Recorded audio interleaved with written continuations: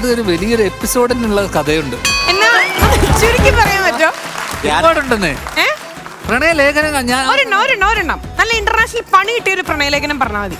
ലേഖനങ്ങളായിട്ട് അങ്ങനെയൊന്നുമില്ല. കാരണം ഞാൻ ഇതുവരെ അങ്ങോട്ട് ഇഷ്ടം പറഞ്ഞ അല്ലെങ്കിൽ പൊതുവെ പെൺകുട്ടികൾക്ക് തന്നെയായിരുന്നു ഇങ്ങോട്ട്. Oh my God. അപ്പോ അല്ലാതെ ഭയങ്കര തെറ്റാണോ? അല്ലല്ല, പെൺകുട്ടികൾക്ക് ഇങ്ങോട്ടായിരുന്നു ആ ഒരു ക്രഷ് അല്ലേ കൂടുതലായിട്ടും സ്റ്റിൽ.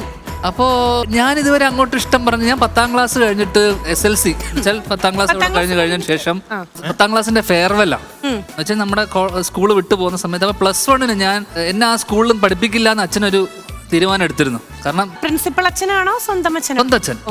പ്രിൻസിപ്പളും തീരുമാനിച്ചു, അച്ഛനും തീരുമാനിച്ചു. അങ്ങനെ 10ാം ഫെയർവെൽ കഴിഞ്ഞു. ഇതൊക്കെ കഴിഞ്ഞ് ലാസ്റ്റ് ദിവസം പോവാൻ നിൽക്കുക. അങ്ങനെ 10ൽ എന്ന് പറഞ്ഞ ABCDEFGH അങ്ങനെ ഞങ്ങൾക്കൊരു LMNOP വരെയായിട്ട് സെക്ഷൻ ഉണ്ട്. നമ്മുടെ ക്ലാസ്സിലെ കുട്ടികളെയൊക്കെ അല്ലേ നമുക്ക് അടുത്ത് പരിചയം ഉണ്ടാവുള്ളൂ. ബാക്കിയുള്ള ക്ലാസ്സിലെ കുട്ടികളൊക്കെ നമുക്ക് വലിയ കാണുക, ജസ്റ്റ് ചിരിക്കുക, അത്രയൊക്കെ ഉണ്ടാവുള്ളൂ. അപ്പൊ ഈ ഫെയർവെൽ കഴിഞ്ഞിട്ട് പോകുമ്പോൾ ഈ ഓട്ടോഗ്രാഫ് എഴുതുക, കൊടുക്കുക എന്നൊക്കെയുള്ള പരിപാടി ഉണ്ടല്ലോ. ഞാൻ ആ പരിപാടിയൊന്നുമില്ല. ഞാൻ ഈ ലാസ്റ്റ് ഫെയർവെല്ലിന്റെ ദിവസം ഒരു 15-16 10ഓളം പെൺകുട്ടി, 10 കൂട്ടി പറയാനല്ല, ഒരു 10ഓളം പെൺകുട്ടികളെ കഴിഞ്ഞ ഒരു 3-4 വർഷമായിട്ട് നോക്കി വെച്ചിരുന്ന 10ഓളം പേരോട് ഒരേ ദിവസം പോയിട്ട്, കാരണം പിന്നെ കാണില്ല, സത്യം ഫെയർവെൽ 10 പേരോടും ഇഷ്ടം പറഞ്ഞു. ആ അതിലൊരു 5 എണ്ണം ഒക്കെ ആയി. എന്നിട്ട് എത്ര എണ്ണം കണ്ടിന്യൂ ചെയ്തു? ആ അവധിക്കാലം മുഴുവൻ അങ്ങനെ ചെലവഴിച്ചു അവരുമായിട്ട്. കൊള്ളാം. ഇനിയും ഒരുപാട്. അപ്പൊ എനിക്ക് അങ്ങനെ ഒരു സ്ഥിരമായിട്ടൊരു പ്രണയമോ അങ്ങനെ ഒന്നും ഉണ്ടായിരുന്നില്ല. ഇങ്ങനെ ചടി ചുരുക്കം പറഞ്ഞ തേപ്പാണ്. നിങ്ങൾ എത്ര വർഷത്തെ റിലേഷൻഷിപ്പ് ആയിരുന്നു അർപ്പിതയായിട്ട്?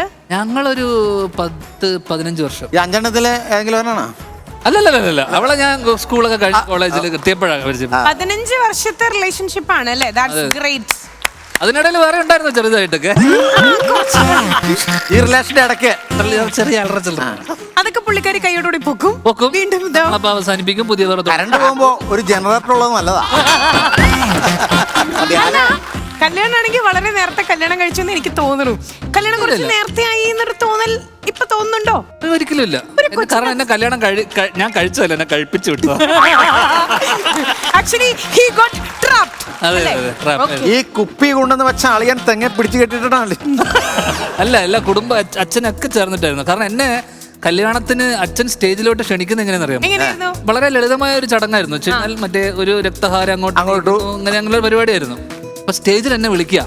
അപ്പൊ എന്നോട് അച്ഛൻ ഇങ്ങനെ മയക്കെടുത്തിട്ട് പറയാ, ഞാൻ മകനാണെന്ന് വിശ്വസിക്കുന്ന ധ്യാൻ ശ്രീനിവാസൻ സ്റ്റേജിലേക്ക് വരും. എന്നിട്ട് അതിന്റെ വീഡിയോ എന്തെങ്കിലും എടുത്തിട്ടുണ്ടോ? അത് ആരും എടുത്തിട്ടുണ്ട്. അപ്പൊ ആദ്യം തന്നെ നമ്മളെ നാറ്റിച്ചുകൊണ്ടാണ് സ്റ്റേജിലോട്ട് കയറ്റി കൊണ്ടുവരുന്നത്. ഞാൻ മകനാണെന്ന് വിശ്വസിക്കുന്ന ധ്യാൻ ശ്രീനിവാസൻ ദയവായി സ്റ്റേജിലേക്ക് വരിക. അല്ല, മകനിങ്ങനെ നമുക്ക് കുറ്റം പറയാൻ പറ്റില്ല അല്ലേ? ആ ഒരു ഹ്യൂമർ അത്രയ്ക്ക് നല്ല സംഭവം അച്ഛന് കൊടുത്തിട്ടുള്ളതാണ് ഇത്. അതെ